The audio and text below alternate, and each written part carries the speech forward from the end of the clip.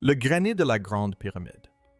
Si vous regardez la célèbre chambre du roi, ses murs et son plafond sont tous faits de gigantesques blocs de granit.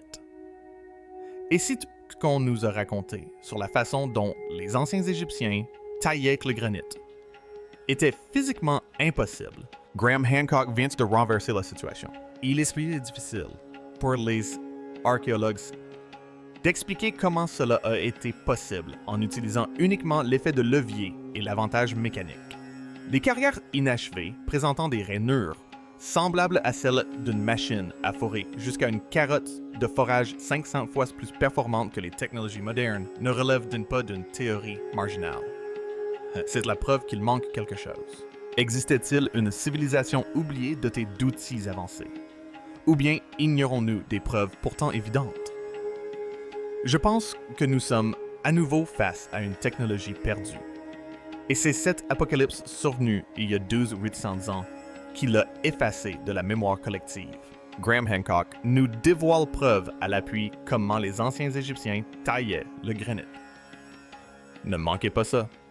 C'est encore plus incroyable, au-delà du cuivre et du sable, depuis des siècles.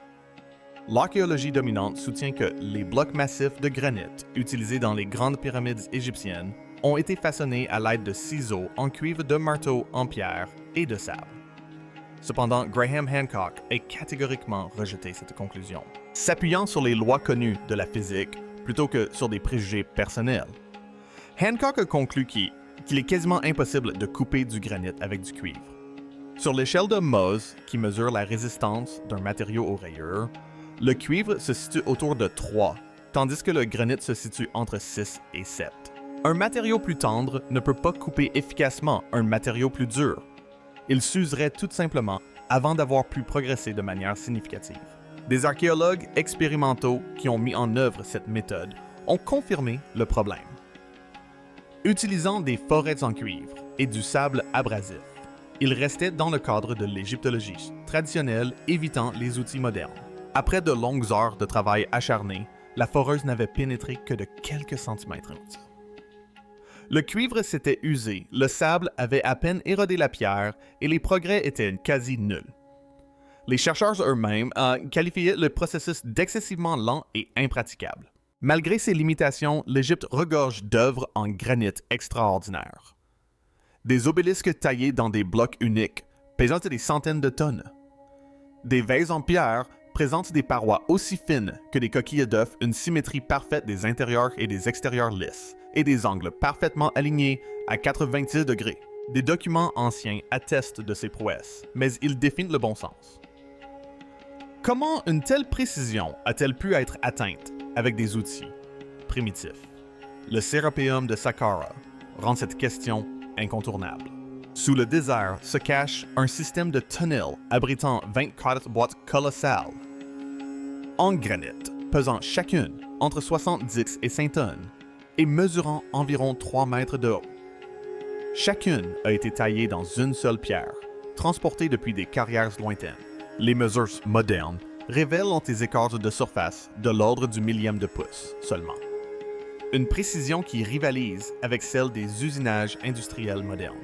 Ce niveau de tolérance est comparable à celui exigé par les fabricants aérospatiaux modernes pour les composants de moteurs à réaction, qui sont produits dans des installations climatisées à l'aide de machines à commande numérique. L'obtention de telle tolérance aujourd'hui exige des machines stables, un mouvement contrôlé et une précision constante. La sculpture manuelle produit toujours des irrégularités. Or, ces blocs sont uniformes et lisses, ressemblant à de la pierre rabotée à la machine. Les marques d'outils visibles suggèrent des variations mineures compatibles avec de légères irrégularités linéaires, ou une usure au fil des millénaires, et non avec l'imprévisibilité des mains humaines. Hancock a suivi ses preuves jusqu'aux carrières elles-mêmes. Il observa des coupes inachevées, présentant des rainures droites des largeurs constantes, et des parois lisses. Les rainures sur les blocs partiellement détachés indiquaient des passages uniformes se répétaient plus compatibles avec des scies ou des outils de coupe perfectionnés qu'avec des pierres à marteler. Le problème, selon Hancock, n'est pas un manque d'imagination chez les archéologues, mais une incapacité à concilier les preuves matérielles avec les récits acceptés. Pour considérer les ciseaux en cuivre comme suffisants, il faut ignorer les rapports de dureté, les tolérances de fabrication, les lacunes expérimentales et l'ampleur même du travail. L'égyptologie a souvent confondu répétition et preuve.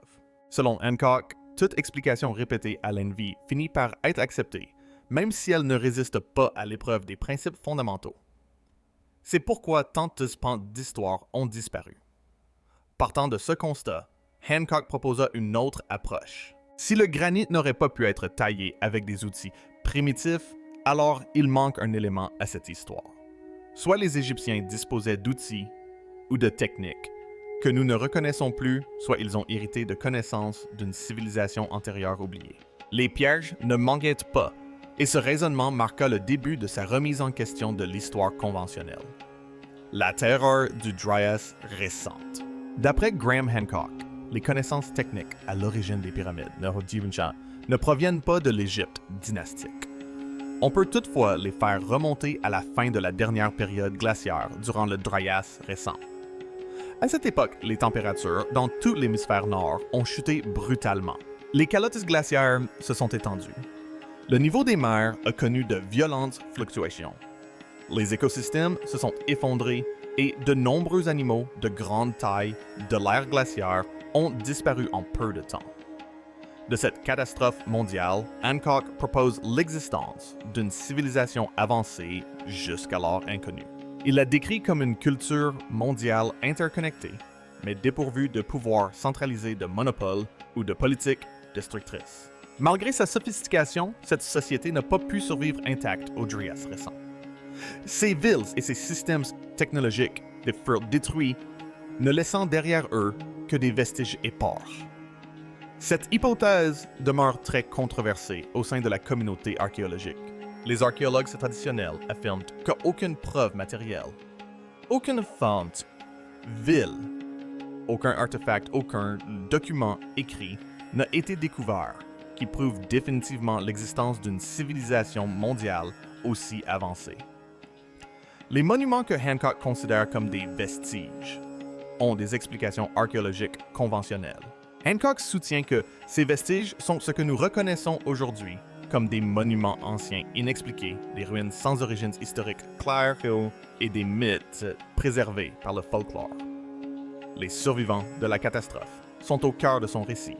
Il les décrit comme des navigateurs des ingénieurs et des prêtres astronomes nomades habiles qui ont préservé des fragments de leur savoir perdu. Après la catastrophe, ils ont parcouru le monde rencontrant des populations de chasseurs-cueilleurs qui avaient survécu à l'effondrement. Pour préserver leur savoir, ils l'ont enseigné. Au fil du temps, ces enseignements ont jeté les bases de nouvelles sociétés post-catastrophiques, car cette connaissance est apparue, exceptionnelle pour les populations isolées. Les enseignants eux-mêmes furent finalement mythifiés en dieux porteurs de culture ou héros civilisateurs. Dans ce contexte, l'Égypte devient l'un des principaux destinataires de ce savoir hérité. Hancock suggère que l'architecture monumentale égyptienne n'était pas un début expérimental, mais l'application de techniques déjà bien maîtrisées, bien avant l'époque dynastique. Cette interprétation déplace l'origine des grandes constructions en pierre des pharaons vers la préhistoire profonde. À ce stade de sa thèse, Hancock soulève plus de questions qu'il n'apporte de conclusions définitives. Il soutient que les pyramides ont été construites par les Égyptiens, mais qu'ils ne les ont pas inventées. Il propose plutôt qu'elles aient été construites pour commémorer ou préserver le souvenir d'un événement crucial lié à la période du Dryas récent qui a duré 1200 ans. L'astronomie dans l'Égypte antique était assurément une quête spirituelle plutôt que scientifique. Cela ne fait aucun doute. Hancock rejette également l'interprétation classique du coffre en granit de la chambre du roi comme étant le sarcophage du pharaon Khéops. Contrairement aux autres objets funéraires royaux, ce coffre est totalement dépourvu de décoration, ne porte aucun hiéroglyphe d'identification et est trop volumineux pour avoir été transporté par les passages internes de la pyramide, ce qui indique qu'il a été placé lors de sa construction. Il soutient donc qu'il servait de réceptacle rituel plutôt que de cercueil. Selon cette interprétation, un initié s'allongeait à l'intérieur du cercueil pour entrer dans des états de conscience modifiés et potentiellement vivre un voyage symbolique vers les étoiles. Hancock relie cette idée à d'anciens textes sacrés et aux alignements stellaires, précis de la pyramide en particulier, ceux associés aux ceintures d'étoiles. Il décrit le coffre comme un instrument rituel et la chambre du roi elle-même comme une chambre énergétique plutôt que comme un tombeau. D'autres chercheurs et théoriciens ont soulevé des questions similaires, et certains se sont rendus eux-mêmes en Égypte pour tenter de concilier les preuves matérielles avec les explications historiques et acceptées. Des documents écrits dans le granit. Une nouvelle piste de recherche a été ouverte en 1883 par l'archéologue britannique William Flinders Petrie. À une époque où la plupart des explorateurs en Égypte se concentraient sur l'art, les momies et les reliques à la mode, Petrie arriva avec des compas des règles des rubans à mesurer et des outils d'étalonnage pour jeter les bases d'une approche plus approfondie et plus technique de l'égyptologie. Parmi les découvertes les plus importantes de Petrie figurent des carottes de forage en granit des sous-produits cylindriques, d'anciennes opérations de forage qui avaient été jetées et laissées à l'état de ruine près des pyramides. Ces objets, facilement confondus avec des décombres, présentaient de nombreuses rainures en spirale sur leur surface. Les rainures étaient régulièrement espacées, constantes en profondeur et en angle, et s'étendaient de haut en bas ressemblant étroitement au filetage d'une vie moderne. Lorsque Petrie a mesuré l'espacement, il a calculé que la mèche avait progressé dans le granit massif à une vitesse de 1/10 de pouce par rotation. Pour atteindre une telle vitesse d'avance, il faudrait un contrôle extraordinaire, une force descendante supérieure à 2 tonnes, et une surface de coupe capable de supporter des contraintes extrêmes, sans se déformer ni s'émousser. Cela a immédiatement soulevé de sérieuses questions. Les outils en cuivre de par leur nature s'usent de façon irrégulière sous l'effet de la contrainte et le perçage manuel produit des motifs irréguliers. Si seul le cuivre avait été utilisé, les rainures auraient dû varier en profondeur, en espacement et en angle. Or, Petrie ne constatait aucune variation de ce type. La précision suggérait un processus contrôlé mécaniquement plutôt qu'un travail manuel. Les rainures ressemblaient davantage à l'usinage moderne qu'à tout ce que l'on connaissait dans les anciens outillages. Petrie les a comparés aux forêts et pointes diamantées utilisées dans les systèmes contemporains, notant que chaque composant d'un tel système doit fonctionner de concert pour maintenir une vitesse d'avance constante. Sur la base de cette analyse, Petrie a conclu que les forêts en cuivre eux-mêmes étaient incomplètes. Il a émis l'hypothèse qu'elles contenaient à l'origine des éléments de coupe incrustés, peut-être en quartz, en granit, voire en diamant. Un trou de forage découvert dans une carrière de Gizeh a encore renforcé ses doutes quant aux explications communément admises. Après avoir examiné le site, Petrie s'est interrogé sur la quantité de connaissances techniques qui avaient pu être perdues au fil du temps, se demandant si la présence de cuivre à la base pouvait raisonnablement expliquer de tels résultats. Des décennies plus tard, des passionnés en ligne ont avancé une autre explication. Ils ont soutenu que les outils étaient incomplets et que le véritable mécanisme résidait dans l'utilisation de sable de quartz et d'eau. Dans ce modèle, le forêt en cuivre ne taillait pas directement le granit. C'est le sable plus dur que le granit qui servait d'abrasif. Bien que ce procédé eût été extrêmement laborieux et lent, ses partisans écartaient cet inconvénient en soulignant le recours massif à la main-d'œuvre en Égypte, notamment par l'esclavage. Dans les années 1920, le chimiste et égyptologue Alfred Lucas a formellement contesté l'hypothèse de Petrie concernant les pierres précieuses à la pointe des outils. Lucas soutenait que les Égyptiens n'incorporeraient ni diamants ni émeries dans leurs outils en cuivre. Il proposait plutôt l'utilisation d'une poudre abrasive composée de quartz finement broyé et mélangée à de l'eau.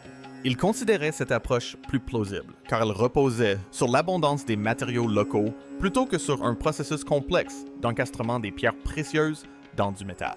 Lucas a également suggéré que des particules abrasives pouvaient s'incruster temporairement dans le cuivre tendre pendant l'utilisation, créant ainsi l'apparence de dents de coupe fixe lors d'un examen ultérieur. Son explication correspondait étroitement aux théories ultérieures des ventilateurs, bien qu'aucune de ses idées n'ait été prouvée de manière concluante. Petrie publia ses découvertes dans son ouvrage Les pyramides et les temples de Gizeh en 1883.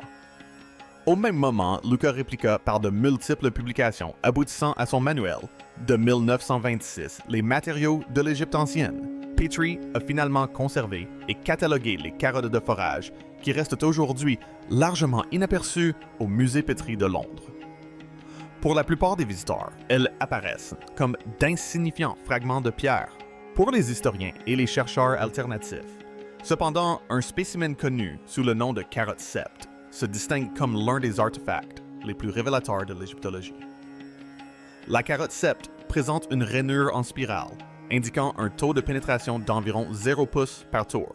Ce taux de pénétration dépasse largement celui que l'on attendrait d'un forage manuel avec des outils primitifs. Découverte qui a relancé l'intérêt pour ce mystère. À partir des années 1900,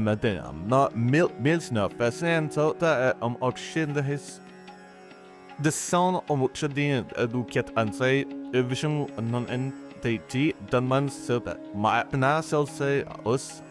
Pendant près de 40 ans, l'archéologue expérimental et ingénieur Dennis Stocks a testé de nombreuses théories liées au travail de la pierre dans l'Égypte antique. Finalement, il s'est concentré sur le modèle de l'abrasif libre. Stocks et son équipe ont réussi à forer des trous et à récupérer des carottes à l'aide de sable de quartz. Mais leurs résultats n'ont montré que des anneaux de striations horizontaux plutôt qu'une seule rainure spirale continue. Il conclut par la suite que cet échec était dû à une incapacité à reproduire le débit d'alimentation et la technique précise documentée dans les découvertes égyptologiques. Ces limitations expérimentales ont été citées plus tard par Graham Hancock, qui les a utilisées pour affirmer que les explications courantes ne peuvent pas rendre compte de manière adéquate de la précision d'ingénierie observée dans la carotte 7. Selon lui, cet artefact représente un vestige technologique d'un système que la compréhension moderne n'a pas encore appréhendé. Plus de 40 zéro-reliques tidines ont été découvertes en Égypte, dont beaucoup remontent à plus de 5 0 ans à la période prédynastique. Ces objets sont antérieurs aux pyramides et à l'état dynastique, formellement reconnu lui-même. Cela soulève une question centrale. Quelle est la véritable origine des fondements technologiques de l'Égypte? Et comment les ingénieurs réagissent-ils aux défis posés par les archéologues et les journalistes, qui remettent en question le récit conventionnel? De plus en plus de chercheurs se sont interrogés sur le pourquoi. Les archéologues reconstituent le passé à partir des vestiges matériels et des textes anciens. Ils sont formés pour interpréter les symboles, analyser les ossements et reconstituer des chronologies à partir de preuves fragmentaires. Cependant, lorsque la question passe de ce qui a été construit à la manière dont cela a été physiquement réalisé, leur expertise atteint souvent ses limites. Comprendre les processus de fabrication nécessite de se poser d'autres questions. C'est là que les ingénieurs entrent en jeu. L'une des figures les plus influentes de cette réévaluation technique est Christopher Dunn, un ingénieur possédant plus de 50 ans d'expérience dans la fabrication aérospatiale de haute précision. Dunn a débuté sa carrière comme apprenti machiniste à Manchester, en Angleterre, où il a appris à façonner le métal avec une extrême précision des niveaux de précision mesurés en millièmes de pouce, comparables à ceux observés dans des artefacts tels que les boîtes en granit du Serapeum. Il s'est ensuite installé aux États-Unis, où il a travaillé avec des lasers industriels, des systèmes de découpe avancés et des processus de contrôle de la qualité pour les composants de moteurs à réaction. Tout au long de sa carrière, Dunn a adhéré à un principe fondamental: les matériaux ne mentent pas. Les surfaces planes, les angles droits et les courbes symétriques conservent chacun une trace physique des méthodes utilisées pour les produire. L'étude directe des artefacts égyptiens par Dunn a commencé en 1990. C'est ça, lorsqu'il s'est rendu en Égypte pour la première fois afin de mener des recherches sur le terrain. Son intérêt pour l'ingénierie égyptienne s'était toutefois éveillé près d'une décennie plus tôt, en 1977, après la lecture The Secrets of the Great Pyramid de Peter Tompkins. Depuis lors, Dunn s'est rendu en Égypte au moins 14 fois, prenant des mesures techniques détaillées des monuments du plateau de Gizeh et au-delà. Ces analyses portaient notamment sur les boîtes en granit du Serapeum, les statues colossales et les carottes de forage laissées dans d'anciennes carrières. Ce qu'il observait selon lui allait bien au-delà du simple artisanat symbolique ou décoratif. Dans son ouvrage de 1998, Dunn a avancé l'hypothèse que la Grande Pyramide ne fonctionnait pas comme un tombeau, mais comme une machine sophistiquée de récupération d'énergie. Il a suggéré que ce procédé exploitait la résonance acoustique et les propriétés piézoélectriques du granit pour convertir les vibrations terrestres en rayonnement de micro-ondes ou en énergie électrique. Ces interprétations théoriques, notamment l'hypothèse de la récupération d'énergie, n'ont pas été acceptées par l'archéologie dominante et vont au-delà des observations techniques documentées par Dunn sur la précision du travail de la pierre. S'appuyant sur son expérience dans les systèmes de fusée et l'ingénierie de précision, Dunn a soutenu que l'extrême précision observée dans les artefacts de l'Ancien Empire, comme la symétrie des statues de Ramsès II et les surfaces polies, miroirs des boîtes du Sérapéum, n'aurait pu être atteinte qu'à l'aide d'outils rotatifs à grande vitesse et de machines puissantes, et non de simples ciseaux en cuivre. Il a également affirmé que certaines statues, certains masques et certains éléments architecturaux semblaient avoir été délibérément conçus pour résister à leur reproduction par les générations suivantes, laissant entendre un niveau sous-jacent de secrets politiques ou technologiques. Les travaux de Dunn l'ont ramené à la découverte originale par William Flinders Petrie des carottes de forage en granit. Après avoir mené ses propres expériences, Dunn a publiquement souligné l'observation de Petrie selon laquelle la carotte 7 présentait une vitesse d'avance environ 500 fois plus rapide que celle des forêts diamantées modernes. Il a confirmé les mesures de Petrie concernant l'avancement des rainures en spirale en pouces, par révolution attirant à nouveau l'attention sur les implications de ces découvertes. Alors que les historiens alternatifs louaient le travail de Dunn pour sa rigueur technique, les égyptologues traditionnels rejetaient ses conclusions comme étant de la pseudoscience, arguant que ses théories, comme celle de Graham Hancock, manquaient de preuves archéologiques suffisantes. À mesure que le débat s'intensifiait, la géologie a apporté un nouvel éclairage. Le géologue Robert Schoch de l'Université de Boston est entré dans la discussion grâce à son analyse du Grand Sphinx. Alors que les égyptologues datent traditionnellement le monument d'environ 2500 avant notre ère, Schoch s'est concentré sur les motifs d'érosion gravés dans le corps du Sphinx et les murs de l'enceinte. Il a identifié une érosion verticale profonde compatible avec des pluies prolongées plutôt qu'avec du sable poussé par le vent. Cela remet sérieusement en question la chronologie communément admise, car l'Égypte est hyper aride depuis au moins 50 ans. Schoch en a conclu que le Sphinx devait être nettement plus ancien, datant d'une période où la région connaissait de fortes précipitations. Ses premières estimations situaient sa construction entre 5-0 et 7-0 avant notre ère. Il a cependant révisé cette datation par la suite, la situant entre 10-0 et 2-0 ans environ, ce qui l'a fait coïncider avec la fin de la dernière période glaciaire.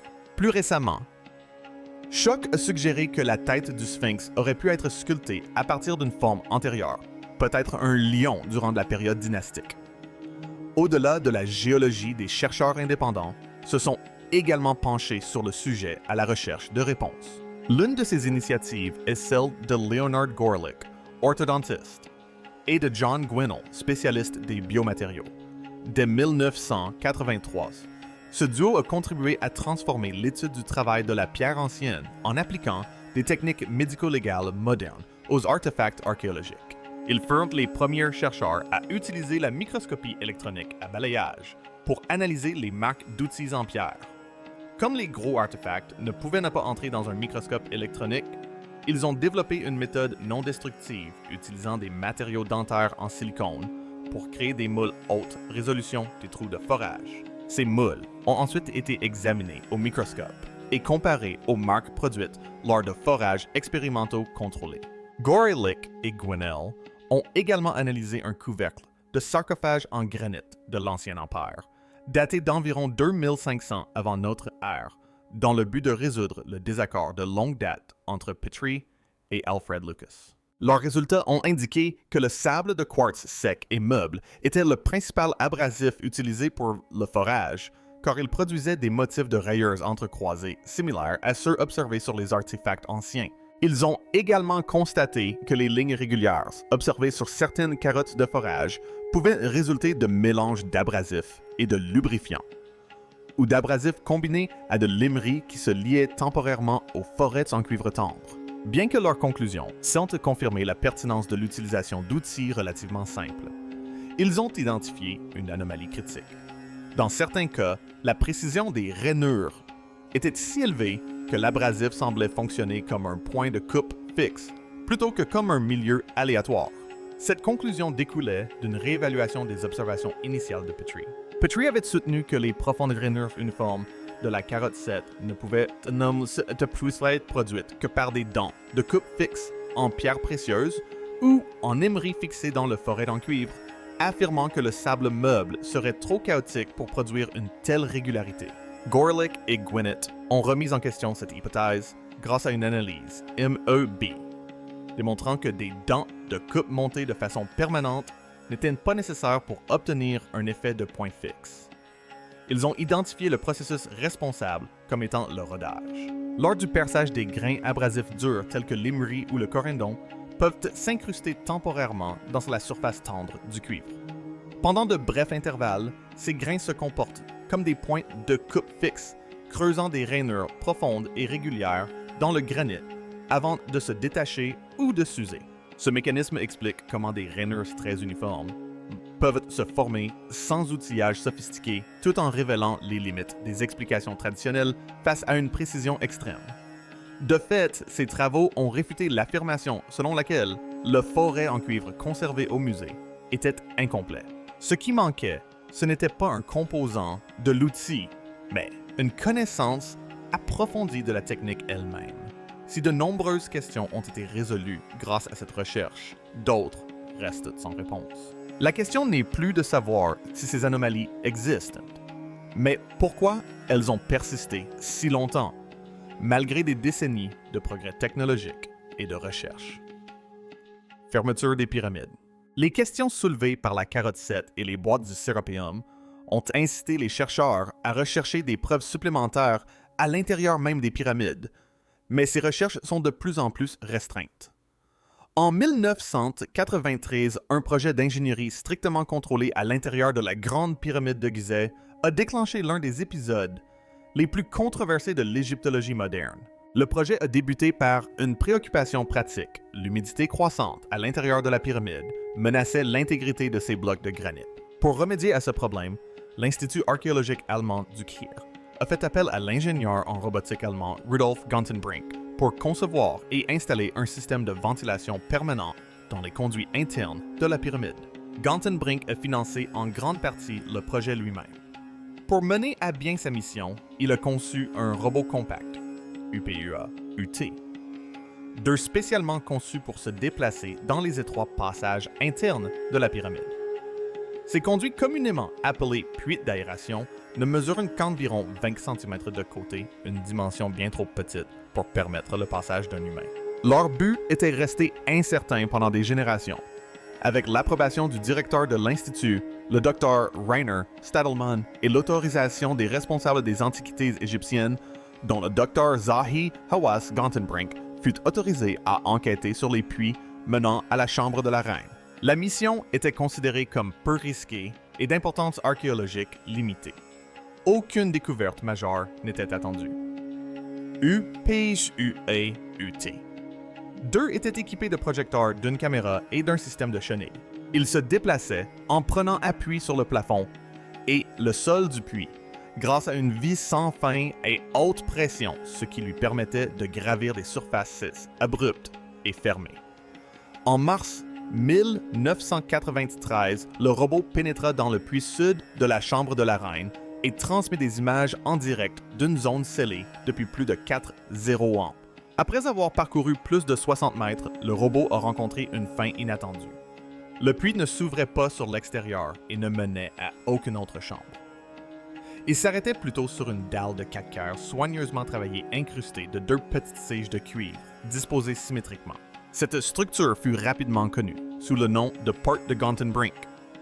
Située à environ 63 mètres de profondeur dans le puits, elle représentait une découverte sans précédent. Pour la première fois, des chercheurs avaient mis au jour une barrière architecturale intacte au cœur même de la pyramide. On ne la considérait plus comme une impasse, mais comme un saut délibéré. Ce qui se trouvait au-delà était inconnu, et son existence même remettait en question des hypothèses de longue date sur la conception interne de la pyramide. L'intérêt du public s'est rapidement accru, début avril craignant que l'importance de sa découverte ne soit minimisée. Gantenbrink annonça ses conclusions à la presse internationale, sans autorisation préalable des autorités égyptiennes. La réaction fut immédiate et hostile. Le Conseil suprême des antiquités égyptiennes a accusé Gantenbrink d'avoir violé le protocole archéologique en contournant la procédure d'approbation de l'État. La confiance s'est rompue. En quelques semaines, il a été écarté du projet interdit de travailler à l'intérieur de la pyramide et son robot a été confisqué. Les explorations furent totalement interrompues, non seulement pour Gantenbrink, mais aussi pour tous les chercheurs indépendants travaillant en Égypte. Le docteur Zahi Hawass fut suspendu temporairement de ses fonctions d'inspecteur en chef du plateau de Gizeh. Pendant près de 10 ans, aucune autre exploration robotisée des puits de la Chambre de la Reine ne fut autorisée. En 2002, les autorités égyptiennes autorisèrent une équipe de National Geographic à forer la dalle de calcaire à l'aide d'un robot équipé d'une caméra. La retransmission a révélé que derrière la porte se trouvait un espace vide d'environ 20 cm suivi d'une autre pierre bloquante. Lorsqu'une caméra a finalement été insérée au-delà de cette seconde barrière, aucune chambre cachée n'a été trouvée, seulement le fond du puits. Près de 10 ans plus tard, des inspections ont révélé que l'UPUAUT avait laissé des éraflures et de légères fissures dans les murs en calcaire tendre de Toura. En réponse, le Conseil suprême des antiquités a interdit l'utilisation de tous les modèles robotiques existants à l'intérieur de la pyramide. Pour reprendre les explorations, sous un contrôle plus strict, les autorités égyptiennes organisèrent ce qui fut officieusement surnommé les Olympiades des robots monopolistiques. La compétition se déroula dans une réplique grandeur nature du puits de la Chambre de la Reine. Le robot gagnant fut conçu par l'Université de Leeds. Leur robot baptisé Jedi utilisait un mouvement plus doux, semblable à celui d'une chenille, agrippant les parois du puits sans chenille, afin de réduire les dommages en surface. Parallèlement, l'Égypte a entrepris de centraliser toutes les recherches majeures sur les pyramides sous l'autorité d'organismes nommés par le gouvernement. Les équipes indépendantes ne pouvaient plus obtenir d'autorisation sans intégrer des consortiums étatiques. Et c'est étroitement surveillé. Des accords de confidentialité stricts sont devenus la norme. Les découvertes n'étaient plus annoncées au moment où elles étaient faites, mais seulement lorsque les autorités choisissaient de les divulguer. Les chercheurs indépendants se sont progressivement retirés. Ce système est toujours en vigueur aujourd'hui. Les autorités égyptiennes ont fait valoir que ces mesures étaient nécessaires pour protéger le monument et préserver le tourisme. Les critiques, notamment des scientifiques et des chercheurs, ont rétorqué que ces restrictions limitaient la recherche scientifique et décourageaient les investigations ouvertes. Ils ont fait valoir que la réglementation visait moins la préservation que la protection de récits historiques figés. Les recherches externes même, lorsqu'elles étaient scientifiquement rigoureuses, étaient souvent restreintes si elles risquaient de susciter la controverse ou de remettre en question les interprétations établies. Graham Hancock n'a cessé de critiquer ce changement argant, que le problème n'est plus la science, mais le contrôle de l'accès à l'information. Selon lui, le contrôle du passé de l'Égypte s'est concentré entre les mains d'institutions soucieuses de préserver leur autorité et leur carrière. L'histoire, soutient-il, appartient à tous, et non aux bureaucraties. Car la trace des exploits antiques n'est pas conservée dans des textes, mais enfouie sous terre, attendant d'être découverte. Restreindre l'accès à la recherche revient donc à faire taire le passé. Après avoir passé des décennies à poser des questions, Hancock a décrit son exclusion de la recherche de réponses comme une restriction, mais aussi comme une injustice fondamentale. Merci d'avoir regardé. Découvrez maintenant d'autres histoires incroyables dans les vidéos qui s'affichent à l'écran.